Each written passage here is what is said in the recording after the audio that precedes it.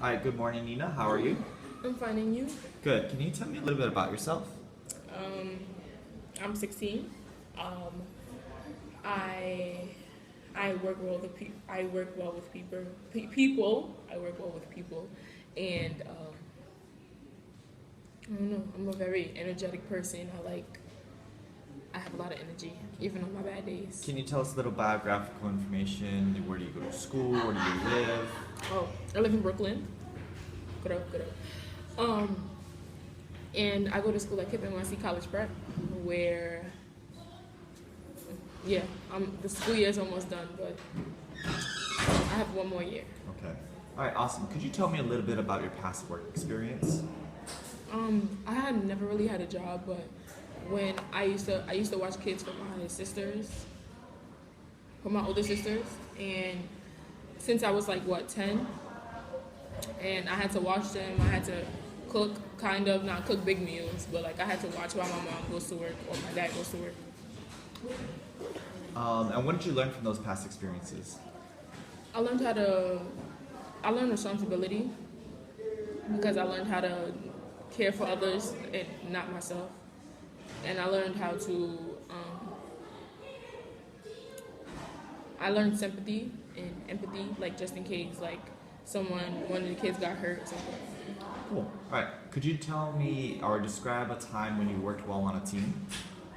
In school, we had like a field trip where we had to work together to get across, like, it was like the little foot race. It was like little obstacle courses that we had to do, and at the end, we won a prize, or we didn't. I don't think we had won anything, but yeah, and we had to work together. And How did you work together? basically, we all huddled around and we came up with a strategy for the foot race that we'll both walk with the foot that's tied together and then walk with the other. It's complicated to explain, but it helped us. It helped. Walking like this helped us get across the thing quicker, faster than the other team. Awesome. Thank you for that. Could you tell me a time when you had too many things to do, but you had to prioritize your tasks? Well, I was gone from school for a week, so I had missed 3 tests, and I've been working for the week to get it done. And I had to stay after school, get tutoring for the work I missed, do the homework that I missed, and then I had to take the test. And that was tricky also because I have church on Tuesdays and Thursdays, so I can't stay after school all the time to do the work that has to be done. Okay, great. Thinking, what were the results of that? What happened when you had to balance between going to church, missing school, making up your work?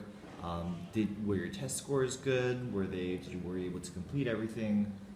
Well, my tests, I haven't taken all of my tests yet. However, I got to do my homework and I got to do the work I missed. So now that when I take the test, I know I will pass and I know I will be able to succeed. Okay, so you have confidence in yourself. Yeah. All right, awesome, cool. Could you tell me about a time when you had to go above and beyond the call of duty, and how did you handle the situation? One time my sister asked me to pick my little nephew up from Jersey, and I never really traveled with the little kid because I'm only 16, so I'm scared for my own life. But to have another kid with me, I had to go all the way to Jersey from New York on a PATH train and come all the way back to New York safe and sound. And I didn't know if like my nephew, I don't know what was gonna happen. So I just had hope that nothing was gonna happen to us while we was out. Okay. So how did you handle this situation specifically?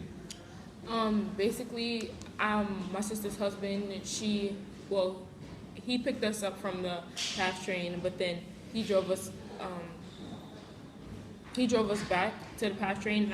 He didn't drive us to New York, but he drove us home. And so I had to basically take the PATH train. First of all, my little nephew is stubborn, so he likes running around the train tracks. Not the train tracks, but like the train platform. So I had to like make sure I hold him, and he's annoying, so he will cry. And I had to make sure I don't want to have a crying child because I don't want people thinking I'm kidnapping. Okay. Could you tell me a time when you worked effectively under pressure? Oh, this is every day. Every day. Um, most of my classes, like especially in US, we have like class quizzes, and we have like 90 seconds to like answer one question, and you can't answer a question more than once. So once I raise my hand, and the rest of the class doesn't know the answer, and I know the answer, and I can't raise my hand again. So I'm constantly under pressure when I'm pushed to save the best question for myself that I know how to answer thoroughly, and let other people do it. Even if they don't know how to, they can try. Okay, great. And usually when you do save yourself for the best answer, do you feel that you're confident in your answer? Do you usually get it right?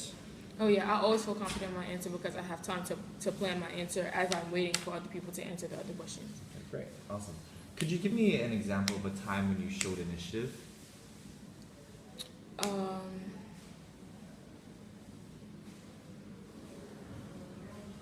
For example, when teachers in the school want to start an after-school activity, they oftentimes go to the principal to ask the principal if they can start this activity, and they get a bunch of students. That's initiative. You're starting a task.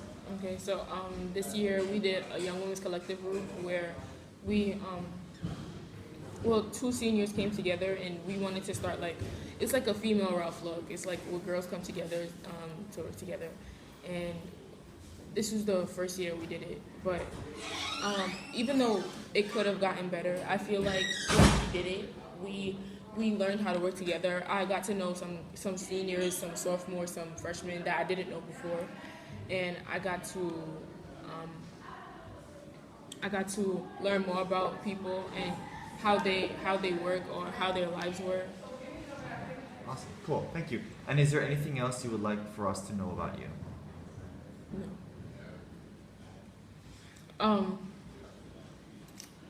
Actually, I want you to know that I'm a very independent, responsible person, and